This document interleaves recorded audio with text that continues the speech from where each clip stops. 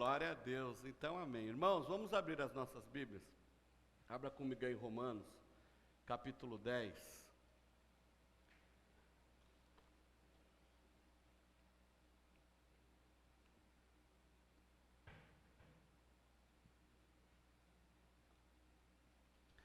Somos gratos a Deus por tudo que Deus tem feito no nosso meio, né? Deus tem cuidado do seu povo. Estou lembrando aqui da Ilane, da Cecília, que temos orado, o Luiz Felipe. E eu quero que vocês, quando estiverem nas suas orações, lembrem da família do nosso pastor lá da sede, pastor Osmar Nascimento.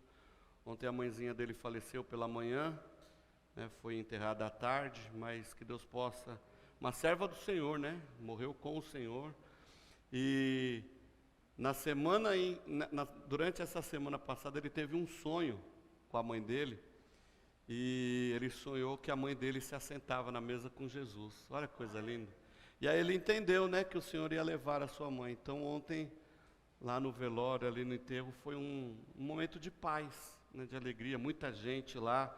Ela era da Assembleia de Deus há quase 50 anos, ou mais de 50 anos. Então tinha bastante gente, bastante pastor. Foi um tempo muito bom ali. Então que Deus possa estar confortando a família. Embora eles estão alegres, felizes, porque sabem que a irmã Isabel está com o Senhor.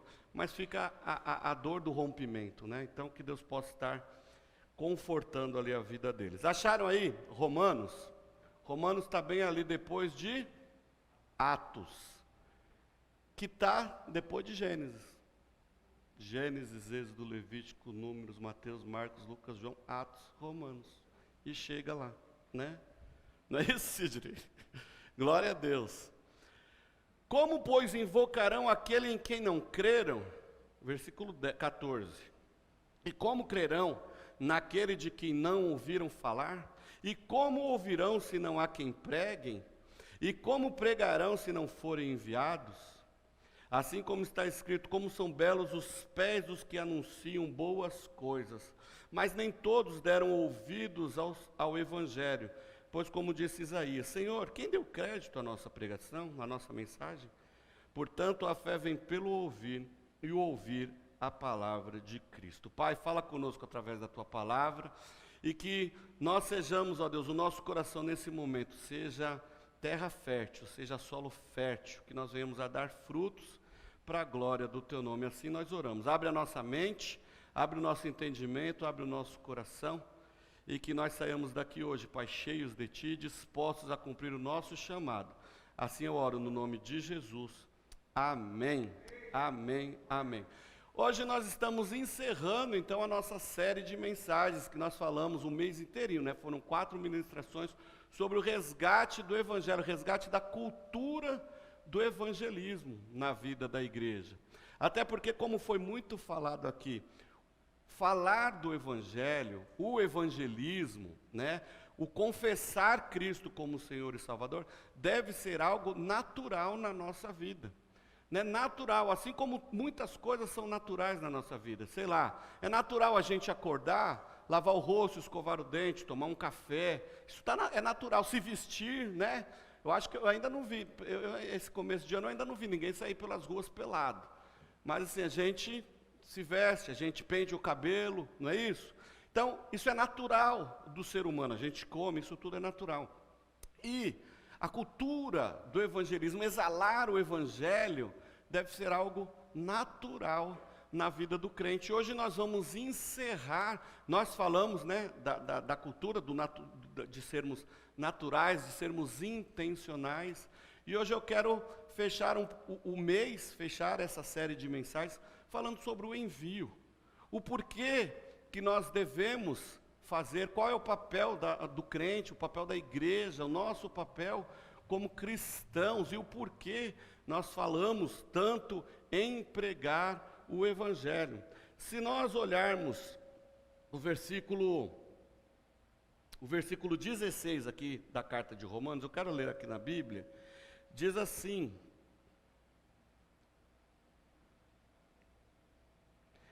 versículo 11, todo o que nele crê nunca será envergonhado. Versículo 10, capítulo 11, mas agora a gente vai lá para o comecinho da carta, Romanos 1, deixa eu achar aqui, você não precisa abrir não, mas Romanos 1, versículo 14, Ele vai dizer assim,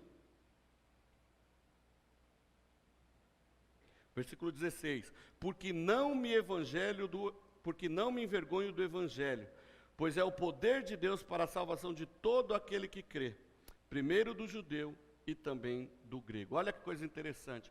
Por que que a igreja, o papel principal da igreja é pregar o evangelho? Porque o evangelho é o poder de Deus. Às vezes a gente pensa, às vezes a gente ouve, a gente às vezes imagina que o evangelho, a palavra de Deus, o evangelho, são historinhas contadas aí para emocionar as pessoas. O evangelho são historinhas de ninar, é aquele textinho que a gente conta a historinha quando a criança vai dormir. Não, a palavra de Deus é o poder de Deus nas nossas mãos. O evangelho de Cristo é o que transforma, é o que cura, é o que restaura. E nós todos temos acesso ao poder de Deus, ao evangelho do Senhor. E por isso que nós vamos ver que a maior e principal informação, a maior e principal ferramenta que a igreja tem é o evangelho. Então nós não podemos jamais nos esquecermos disso. O evangelho é o poder de Deus. O evangelho também é o amor de Deus despejado sobre as nossas vidas. O evangelho é o amor de Deus despejado sobre eu e você, assim como cai a chuva sobre o mundo. O evangelho, quando ele é despejado, ele cai sobre as nossas vidas, ele tem o poder de nos transformar, porque o evangelho é o amor de Deus em nós. É o amor, é um movimento, ele gera em nós um movimento de transformação. Aquela pessoa que passa pelo evangelho, que recebe o evangelho, que entende que Jesus Cristo é o Senhor e Salvador de suas vidas, ele é transformado. Quando o evangelho entra no coração da pessoa, como entrou no nosso coração, é impossível nós sermos os mesmos, é impossível nós continuarmos do jeito que estamos. Ele nos transforma, ele muda histórias, e se queremos ser agentes de transformação na nossa sociedade, nós precisamos entender qual é a essência do evangelho. Olha que coisa mais linda que nós acabamos de ler, né? O evangelho é o poder de Deus. Jesus, ele morreu por nós.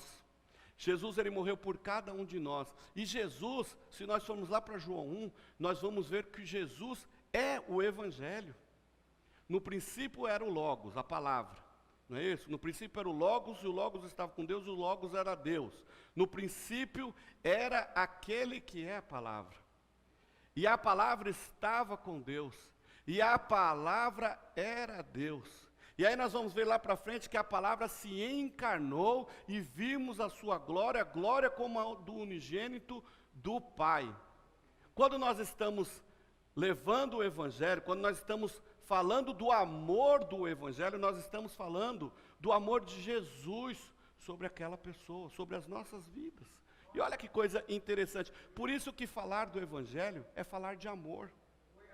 Nós precisamos entender e captar o tamanho desse amor nas nossas vidas e procurarmos enxergar, olhar para o mundo como Jesus amou.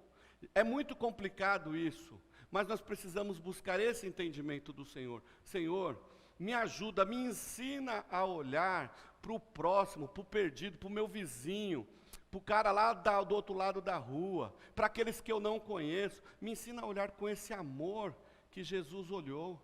Jesus amou porque, tudo bem, ele era o Filho de Deus, ele veio para isso, mas nós somos seus discípulos, e nós precisamos amar aquilo que o Senhor ama. Nós não podemos esquecer disso, nós precisamos valorizar aquilo que Jesus valoriza. Indivíduos, pessoas. Jesus, ele não valorizou a conta bancária de ninguém. Jesus não valorizou quantos carros, quantas posses, quantas casas, quanto isso, quanto aquilo as pessoas tinham.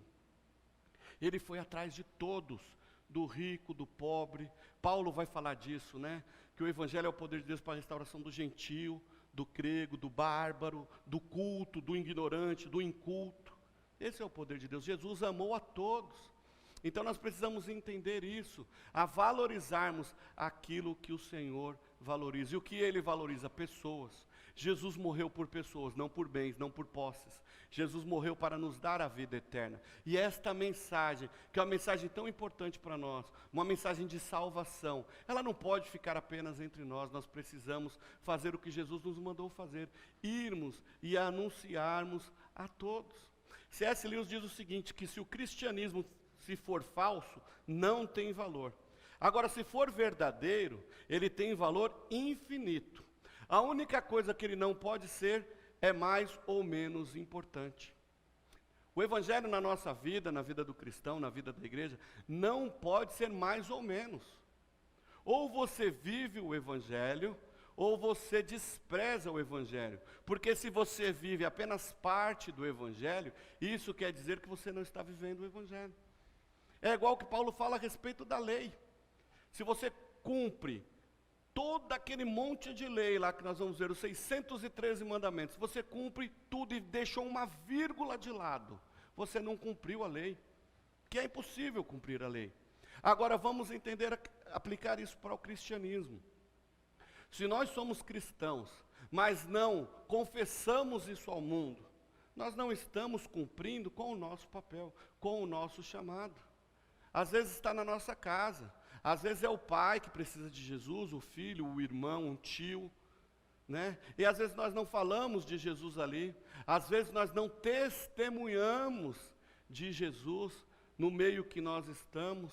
A gente precisa encarar o evangelho de forma real, genuína e amar o evangelho da forma que os crentes devem amar, a ponto de, em toda e qualquer situação, anunciar o evangelho. Às vezes você não vai conseguir pregar, às vezes você não vai poder ler, abrir a Bíblia e sair anunciando, mas a sua vida pode ser aquele livro onde alguém vai olhar e vai falar, eu quero ser assim, eu quero ser como aquela pessoa, eu quero ter aquilo que ela tem, eu vejo uma luz, eu vejo algo diferente sobre aquela vida, sobre esses jovens, eu vejo algo diferente. E isso será uma atração fatal, né? Porque quando nós nos deixamos seduzir por Jesus Cristo, aí não tem jeito. Ele nos atrai e se nós o permitirmos, nós teremos um caso de amor por toda a vida e que nos levará à eternidade. Então, se nós valorizamos o que o Senhor valoriza, nós vamos cumprir o nosso papel na sociedade. Qual é o papel da igreja na sociedade? Nós vamos ver o seguinte, Mateus 28, 19 diz sobre o ID. Olha só, fazer discípulos, né? Ide, façam discípulos de todas as ações, batizando-os em nome do Pai, do Filho e do Espírito Santo, ensinando-os a guardar todos os meus mandamentos. Então, o papel da igreja é fazer discípulos e ensiná-los nos caminhos do Senhor. É o que nós estamos fazendo aqui, aprendendo. Nós precisamos também fazer discípulos, sermos e fazermos discípulos. Então, a igreja, ela existe por este motivo, para proclamar o evangelho e para ensinar os discípulos de Cristo a obedecerem à palavra do Senhor. Claro que em algum momento essa coisa se perdeu. Em algum momento na história da igreja, e isso a gente pensa que é de agora, mas é desde lá do primeiro século.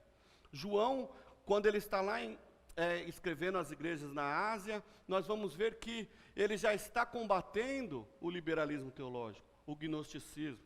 Nós vamos ver Paulo combatendo o gnosticismo, o liberalismo teológico na igreja. Nos dias de hoje, de uns séculos para cá, também o liberalismo entrou dentro de uma igreja de uma forma que tem causado muito estrago. Nós vemos uma multidão gigantesca, né? Multidões gigantescas nas igrejas por aí, mas pregando um evangelho raso, um evangelho onde algo mais precisa ser feito para que você possa falar de Jesus ou para que você possa ser salvo. Exemplo, a Bíblia fala que nós devemos, a Bíblia fala que nós devemos sermos honestos no nosso trabalho, com os nossos impostos, né, e tal. Aí alguém fala assim, não, mas se você sonega o imposto aqui, você pode aumentar o seu dízimo ali, e está tudo certo, está tudo legalizado. Não, é crime e é pecado. Ah, por que não?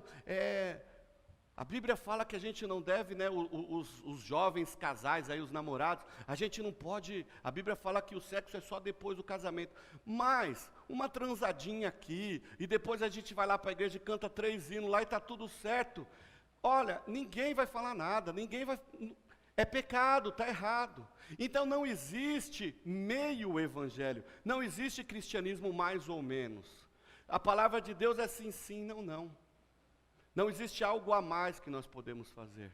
Ah, mas a Bíblia fala que é assim, mas não é tão assim, não precisa ser tão radical. O evangelho é radical.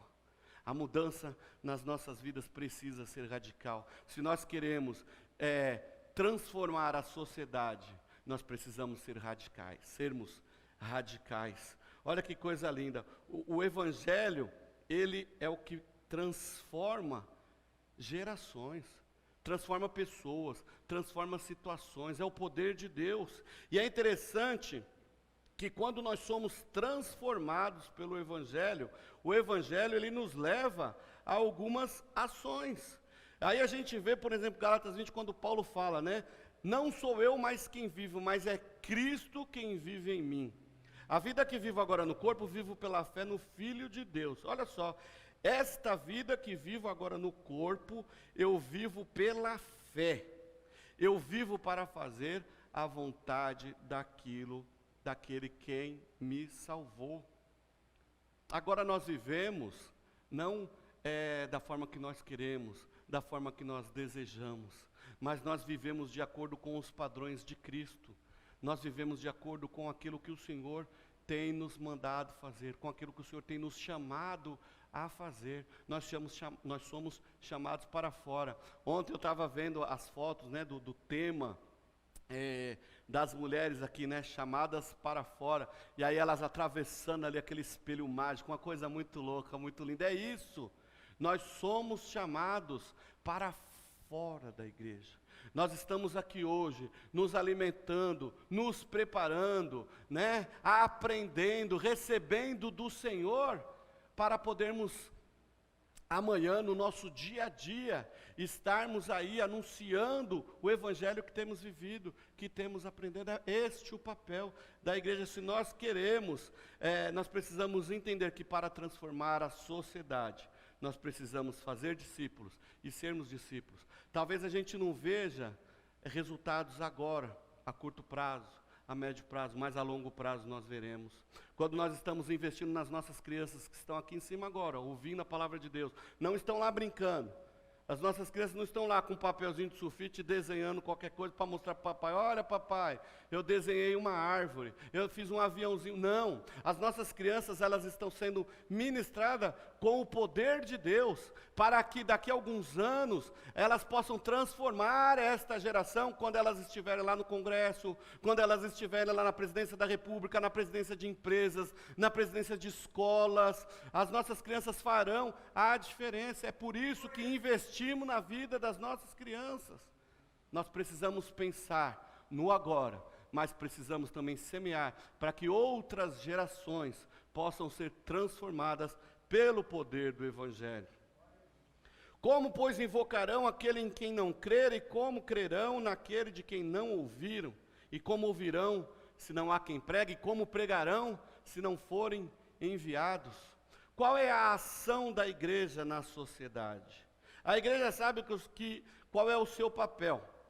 Nós sabemos que é de fazer discípulos, de ensinar os discípulos, mas nós só seremos funcionais quando formos intencionais, quando nós colocarmos em ação aquilo que estamos vivendo aqui.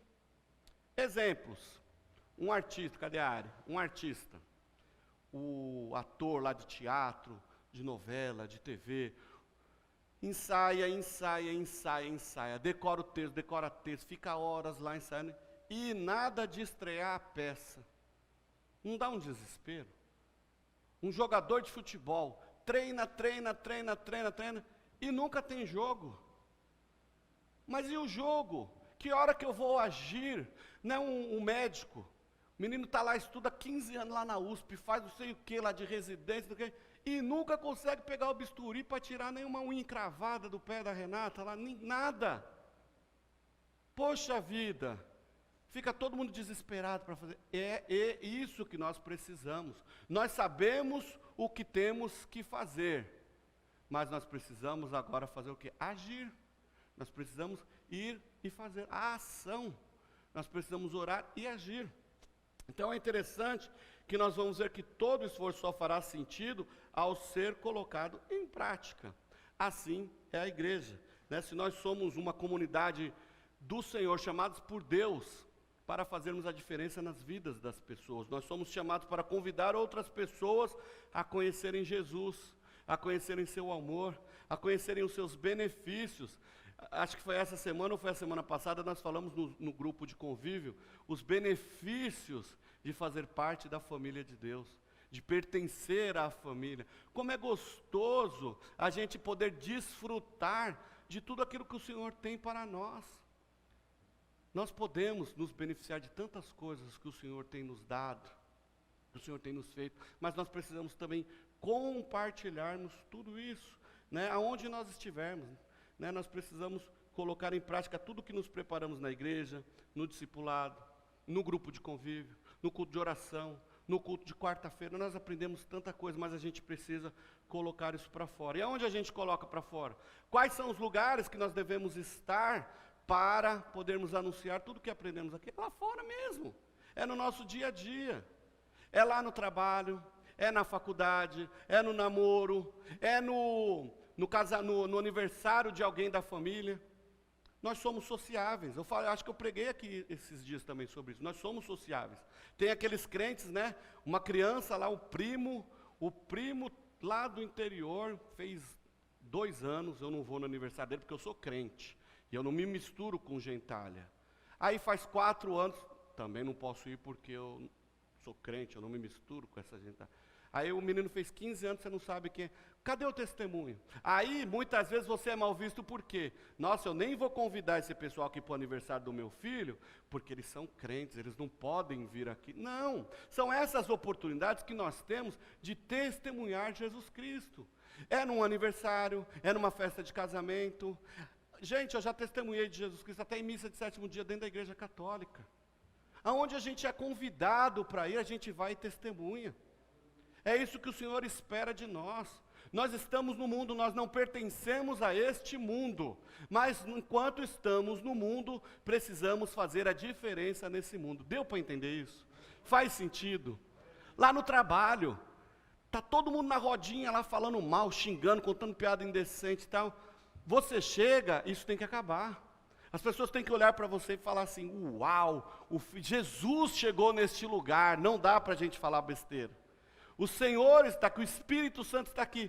Aí a pessoa, o outro olha assim, mas onde está o Espírito Santo? Está ali, a Renata chegou ali, ó, o Espírito Santo está sobre a vida dela e está fazendo a diferença onde ela está. Assim tem que ser cada um de nós, aonde nós estivermos, no trânsito, no trabalho, no busão, aonde nós estivermos, precisamos fazer a diferença. E por que isso?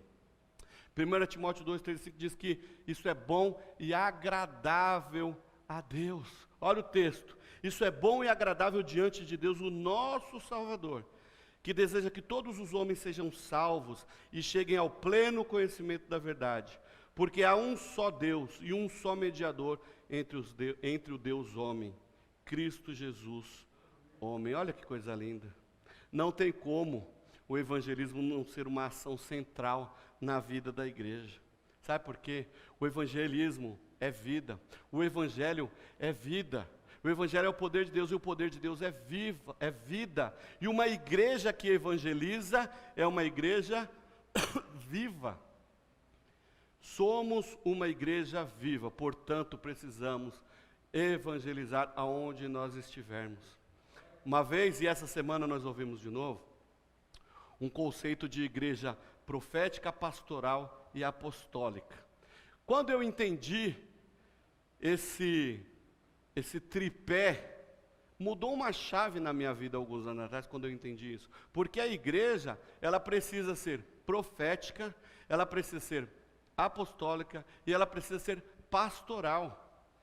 Entendam comigo, por que profética?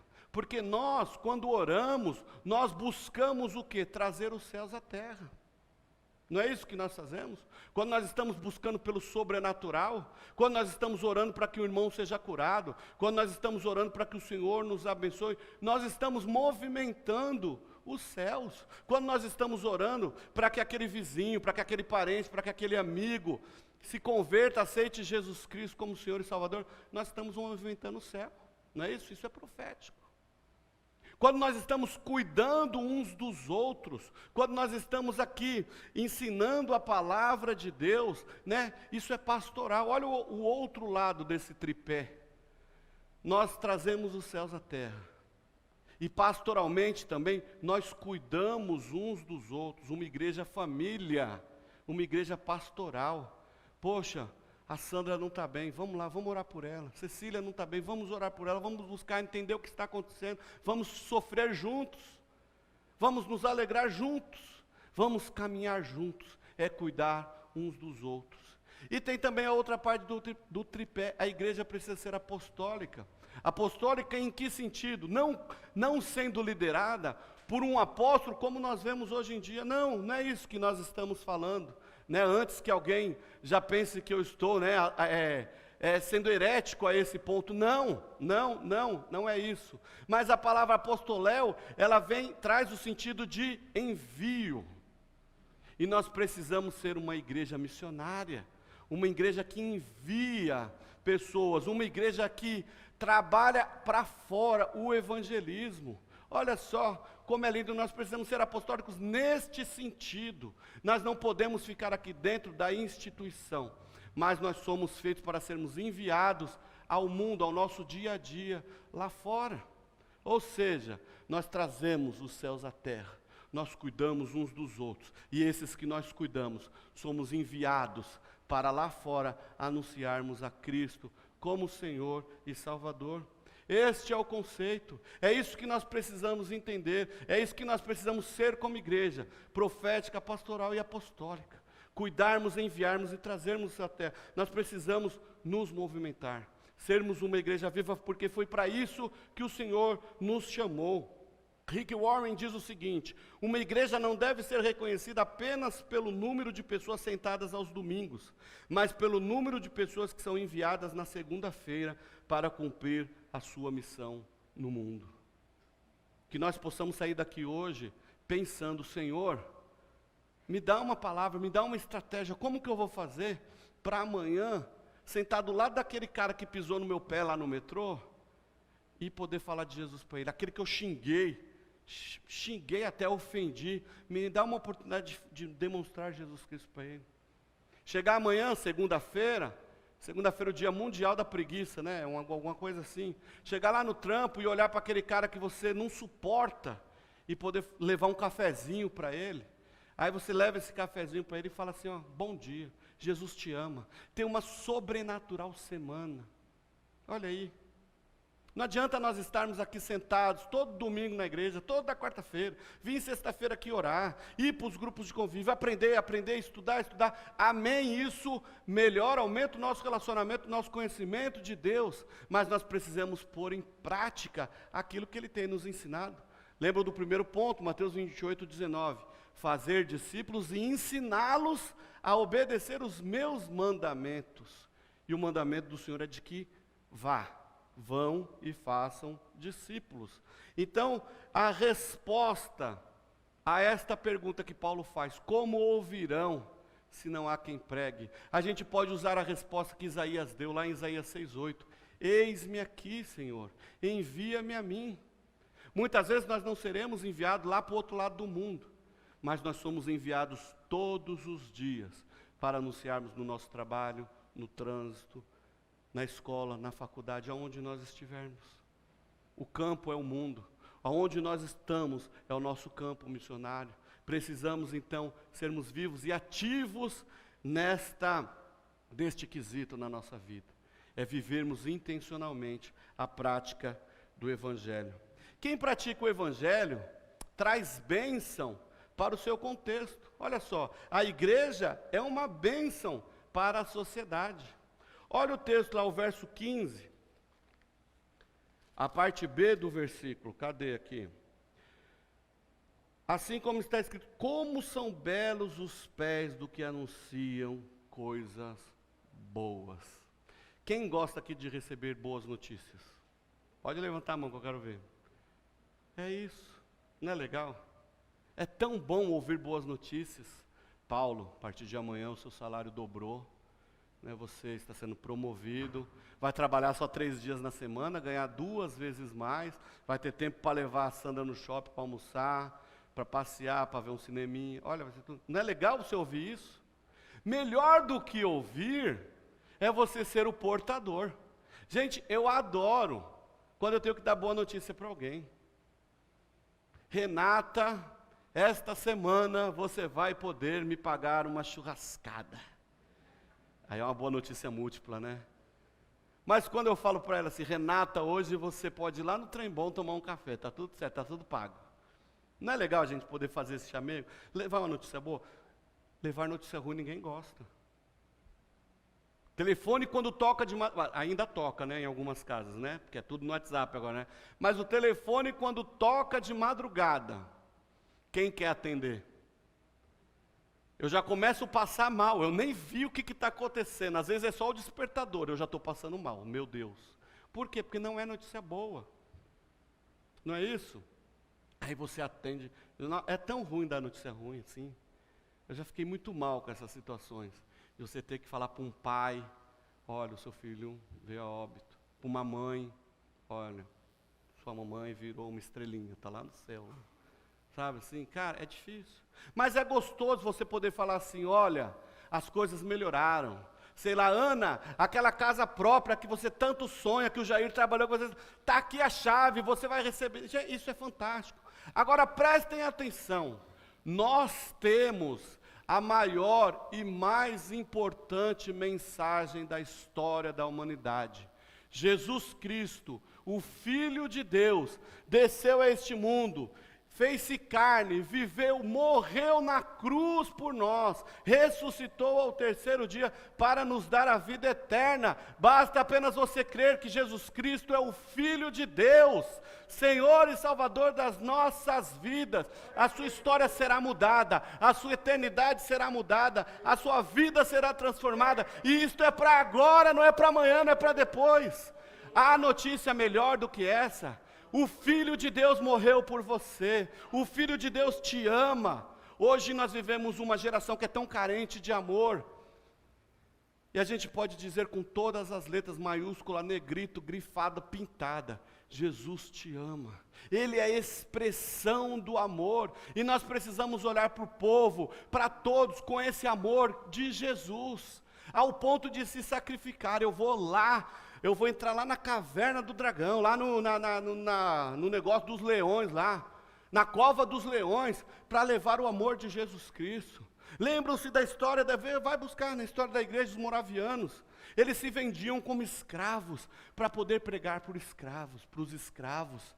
Século XVI, século XV, XIV. Gente, isso é sobrenatural, isso é o amor de Deus. O amor de Jesus faz isso.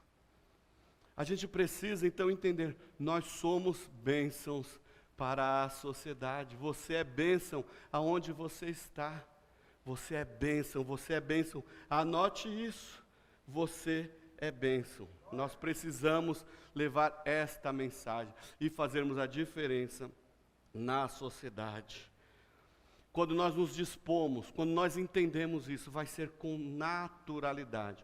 Uma coisa interessante, Paulo, ele nos dá uma dica, ele dá a dica de entendermos a necessidade, o porquê da necessidade de levarmos o Evangelho. Nós precisamos sermos intencionais. Romanos 10, versículo 1, Paulo diz assim, irmãos, o desejo do meu coração e a minha súplica a Deus em favor de Israel é que ele seja salvo. Vamos analisar só esse versículo um pouquinho. O desejo do meu coração, amor, é que, e a minha súplica em favor de Israel, do meu povo, é que eles sejam salvos. Paulo conhecia todos os judeus? Não. Ele não conhecia todo mundo. Porque a gente tem essa tendência, né? A gente só ora por quem a gente conhece, a gente só evangeliza quem a gente conhece, a gente só ama, né? A gente só sofre com quem a gente conhece.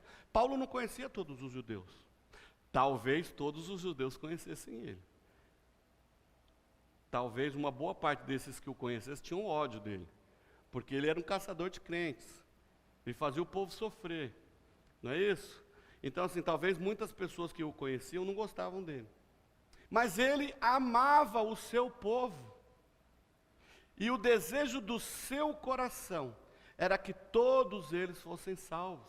Nós vamos ver os versículos para frente, que nem todos receberam a mensagem, nem todos serão salvos. Isso é para nós também. Nós sabemos que nem todos serão salvos. Mas nós precisamos ter esse amor, essa empatia de se colocar no lugar dos outros e falar assim, eu preciso levar Jesus a essas pessoas, ainda que não queiram. Nós precisamos ir e lançar a semente, nós precisamos fazer a diferença. Paulo amava o seu povo, então nós precisamos amar também o povo brasileiro, o povo da nossa cidade de Osasco, o povo da sua rua, o povo do seu bairro. Eu nem me relaciono com meus vizinhos. Comece a se relacionar, comece a orar por eles. Mas eu não quero que o meu vizinho seja salvo. Então é você que está precisando de salvação. Então é você que está precisando se converter. Nós precisamos orar pelos amigos, pelos vizinhos, pela rua, pelo nosso bairro. Nós precisamos fazer o nosso papel, mas para isso, nós precisamos amar essa galera com o amor de Jesus. Outra coisa, Paulo, no versículo seguinte, ele vai dizer assim, eu posso testemunhar, versículo 2, posso testemunhar de que eles têm até um zelo por Deus, mas não têm entendimento. Vamos voltar para o cenário brasileiro. Há alguém no Brasil que não sabe quem é Deus, quem é Jesus, quem é o Espírito Santo? Sabem. Qualquer esquina tem uma igreja. Qualquer horário que você ligar a televisão ou o rádio, você vai ver alguma igreja. Você vai ver alguém falando. Isso não significa que a igreja brasileira ou que o Brasil conheça o Evangelho, conheça Jesus com entendimento. Tem um entendimento do Evangelho, tem um entendimento, um relacionamento com Jesus artificial, superficial, igual eu tenho com o governador de São Paulo. Nunca me viu, eu também nunca vi, ele não sabe quem eu sou. É esse o relacionamento que eu tenho com ele. E muita gente tem esse tipo de relacionamento com Jesus. Agora, o que Paulo faz? Paulo ora porque ele quer que o seu povo tenha entendimento. Como que o povo vai aprender? Como ouvirão? Quando alguém for lá pregar, e é esta a disposição de Paulo. Então, nós sabemos que na nossa cidade de Osasco, existe um percentual, 27% da população osasquense, segundo o censo de 2010, é cristã. Mas será que eles têm um entendimento verdadeiro do Evangelho? E os demais? A gente pode levar o Evangelho a eles com o entendimento, que é o que nós estamos fazendo aqui. O nosso aprendizado tem que ser aprofundado. Joga isso para depois. O nosso aprendizado precisa ser enraizado, precisa ter substância, né? Então nós conhecemos centenas de pessoas ao nosso redor que se dizem conhecedores de Jesus. Eu conheço Jesus. Conhece até que ponto? Eu conheço Jesus até a página 2. Nós precisamos levar o entendimento, nós precisamos levar a iluminação do Espírito Santo. A igreja precisa levar a iluminação do Espírito Santo ao perdido, ao ímpio. Como ouvirão se não há quem pregue? Muitas vezes nós precisamos nos levantarmos e irmos à ação. A igreja é chamada para levar à luz ao entendimento dessas pessoas. Precisamos nos esforçar para isso, porque nem sempre nós estamos nos esforçando para que o reino cresça. Muitas vezes nos esforçamos para que a minha igreja cresça. Mas a igreja não é minha, a igreja é do Senhor. Então nós precisamos anunciar para que o reino do Senhor cresça. Nós precisamos nos esforçar para fazê-lo conhecido com entendimento. É através do ouvir que as pessoas vão entender e vão confessar Jesus Cristo como Senhor e Salvador de suas vidas. Em outras palavras, é através da nossa confissão eu sou filho de Deus. É através desta confissão, da nossa confissão, que outros também entenderão, vão entender por completo e vão confessar Jesus Cristo como Senhor e Salvador de suas vidas. Olha o que diz os versículos 9, 10 e 13 do texto de Romanos 10. Porque se com a tua boca confessares Jesus como Senhor e em teu coração creres, duas ações.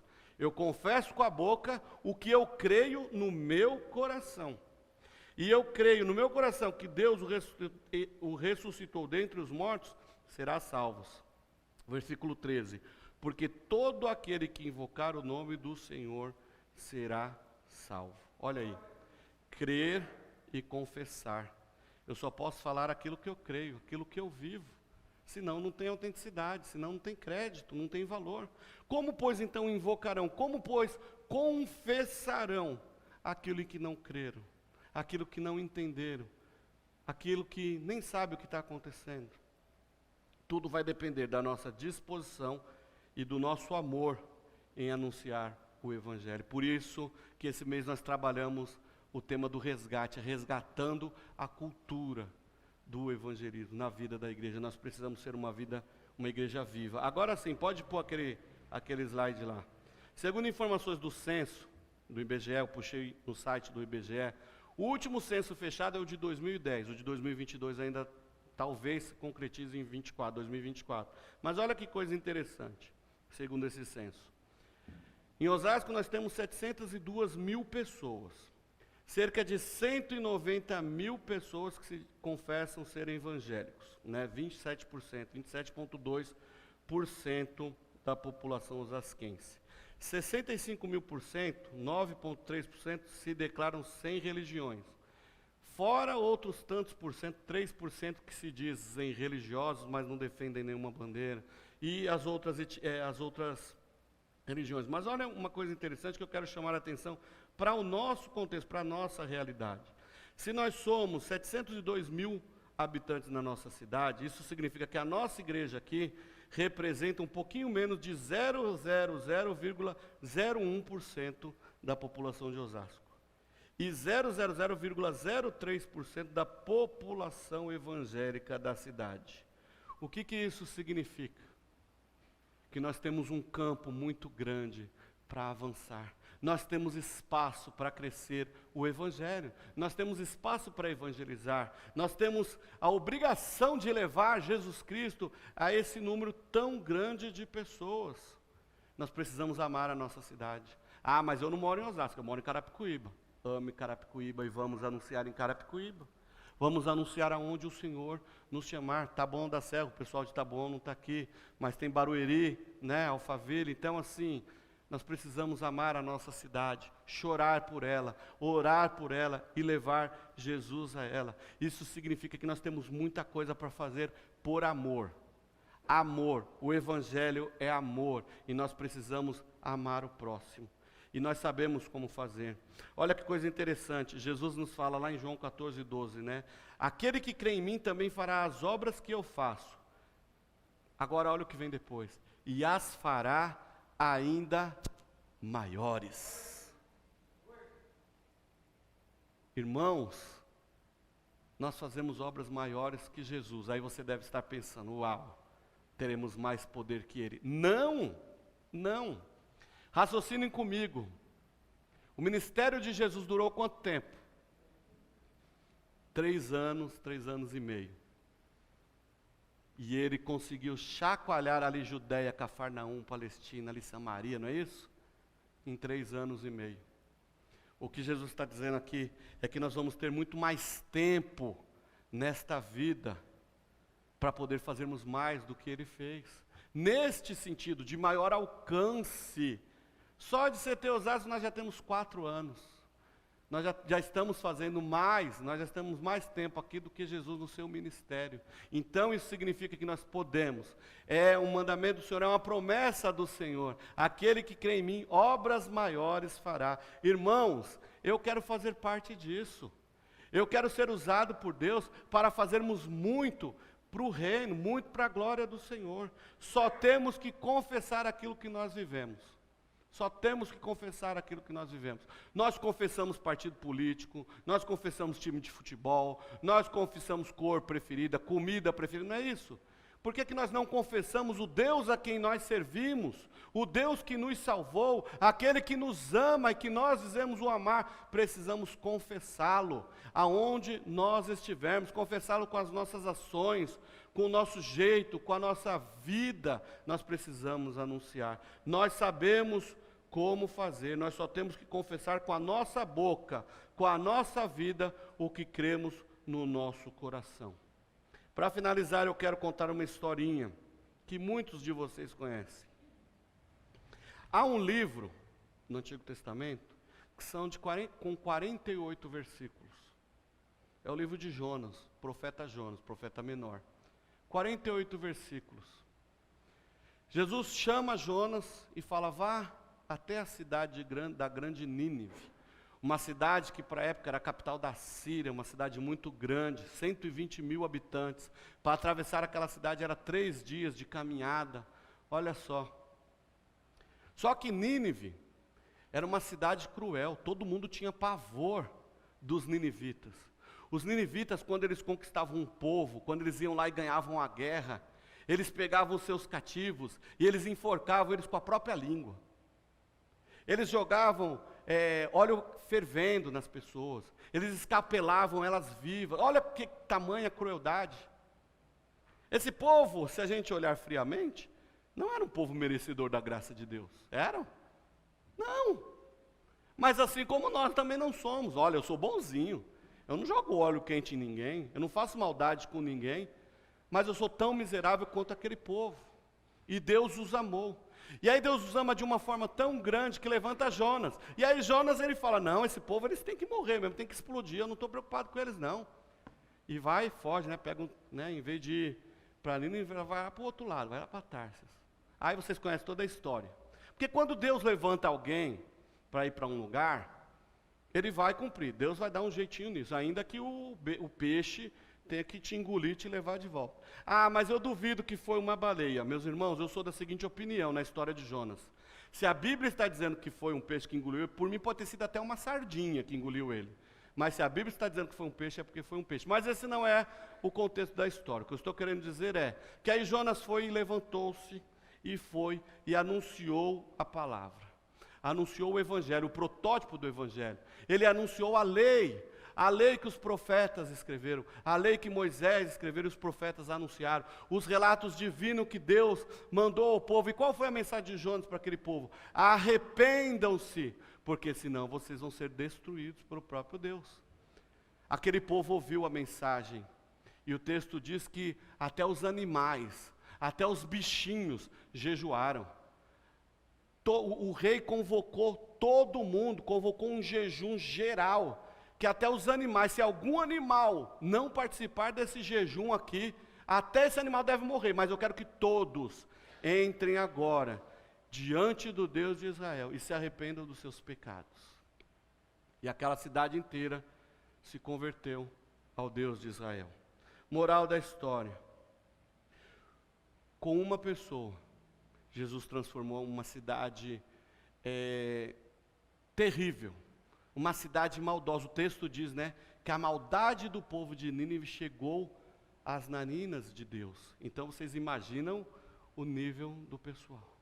Mas Deus levantou um homem que foi até aquela cidade, anunciou o Evangelho, e aquele povo se arrependeu e entenderam que Deus é o Deus Salvador.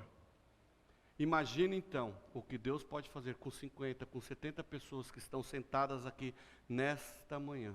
O que Deus pode fazer com você lá onde você está. O Senhor pode fazer muito mais. A gente só precisa se dispor. É isso que Deus quer de nós como igreja. É isso que Deus espera de nós como igreja. Que nós nos levantemos e vamos no nosso dia a dia. Amanhã é dia de trabalho. Amanhã é dia de relacionar. Tem gente que já vai se relacionar com outras pessoas hoje. Hoje é o tempo de resgatarmos a cultura e vivermos a prática do Evangelho. É através de você que Deus vai salvar a sua família. É através de você que Deus vai salvar seus colegas da escola, na faculdade. É através de você que Deus vai restaurar a sua rua. É através de você que Ele pode mudar uma geração, mudar uma sociedade por completo. É através da sua igreja. Esse é o poder que Ele poderia ter dado aos anjos. Anjo, vai lá e faz um milagre lá e todo mundo se converte. Mas não. Os anjos não podem evangelizar. Os anjos não podem fazer aquilo que é para a igreja de Cristo fazer. E nós somos a igreja. E é através das nossas vidas que o Senhor vai usar para nós transformarmos a nossa geração, a nossa sociedade. Como ouvirão se não há quem pregue, que nós possamos nos levantar e respondermos: eis-nos aqui, estamos dispostos. Envia-nos, Senhor, para cumprirmos o teu chamado, a tua grande comissão. Amém? A minha profunda oração é para que esse mês, nessas 4 ministrações aqui, nós possamos ter entendido e aprendido que o nosso papel é fazermos discípulos. E o Senhor nos convida para isso. Vamos nos colocar em pé, que eu quero orar com vocês.